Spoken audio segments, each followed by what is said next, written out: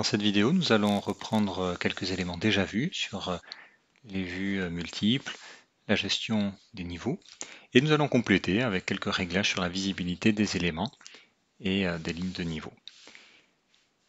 Nous avons toujours la forme tracée dans l'exercice précédent. Je suis sur le niveau 0 et je vais avoir une vue 3D. Je m'aperçois ici que je n'ai pas de vue 3D. Alors je peux aller dans l'onglet Vue. Si je suis dans Architecture, je vais dans Vue, Vue 3D, je développe Vue 3D par défaut. Voilà, je vais bien trouver ici dans l'arborescence du projet la vue 3D, la vue 3D par défaut. Cette vue 3D me convient bien, mais je ne veux pas avoir sur cette vue 3D les niveaux. Je peux régler l'apparence de mes différentes vues et donc les éléments qui seront visibles ou pas. Pour cela, je suis toujours dans l'onglet Vue, dans la partie Graphisme, Visibilité, Graphisme. Je retrouve ici différentes catégories. Les éléments ici de niveau sont des éléments d'annotation. Je vais donc dans Annotation, catégorie d'annotation, et je vais retrouver, alors vous voyez qu'il y a pas mal d'éléments, voilà, je vais retrouver ici mes éléments de niveau, et je décoche. OK. Voilà, ma vue 3D ne fait plus apparaître ces éléments que je ne veux pas voir, juste pour des raisons graphiques. Je n'ai pas supprimé ces éléments. Je vais également ouvrir une élévation, élévation sud par exemple. Je retrouve bien mes niveaux, ils n'ont pas été supprimés. Et j'ai envie de travailler avec ces différentes vues simultanées. Pour cela, dans l'onglet Vue, Vue en mosaïque ou raccourci clavier WT. Je retrouve ici mes trois vues agencées au mieux, suivant ce qui m'intéresse. Alors, elles ne sont pas très bien cadrées.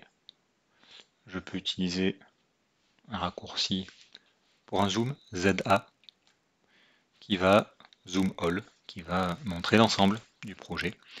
Et vous voyez que c'est les trois vues qui prennent cela. J'ai donc ma vue en plan, mon élévation et ma vue 3D. Si je veux agir sur une vue en particulier, il faut que je clique dessus pour que ce soit bien cette vue qui soit active. Alors, vu que c'est un peu petit, mes niveaux sont un petit peu loin, donc j'ai envie de les voir, mais j'ai envie de voir mon modèle. Je vais déplacer l'indication de ces niveaux pour qu'ils soient plus proches de mon dessin. Je clique sur une ligne de niveau, je zoome, vous voyez qu'il trouve une correspondance avec les autres, et j'ai ici un rond vide, un cercle vide. Je clique dessus, je maintiens enfoncé, et je vais repositionner, voilà, plus près de mon dessin, mes éléments.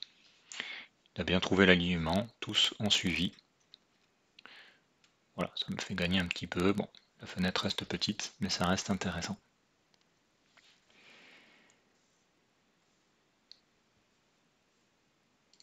Revenons sur la gestion des murs et on va voir l'impact en simultané sur les trois vues.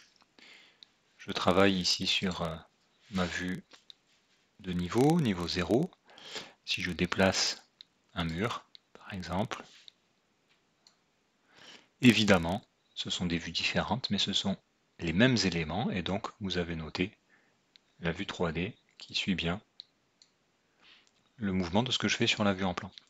Vous remarquez au passage que l'arc que j'avais dessiné, on voit bien que c'est un comportement, c'est un élément avec des paramètres, pas juste un élément de dessin, puisqu'il sait s'adapter en fonction des différentes contraintes qu'il a,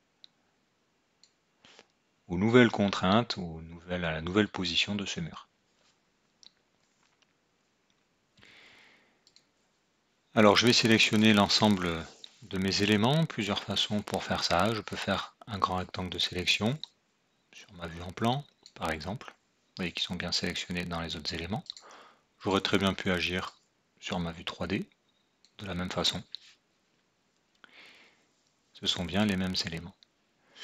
Et je vais modifier leur niveau d'accroche. Les murs démarrent au niveau 0, ça me va bien. Donc il y a bien une contrainte inférieure qui correspond à ce niveau, on le voit bien sur l'élévation. Et une contrainte supérieure qui pour l'instant est au niveau 1. Je change, je vais passer au niveau 2.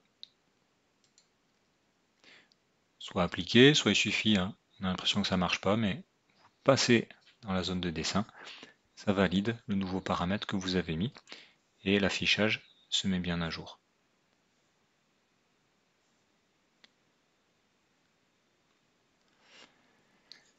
Les murs sont bien accrochés à ce niveau 2 maintenant.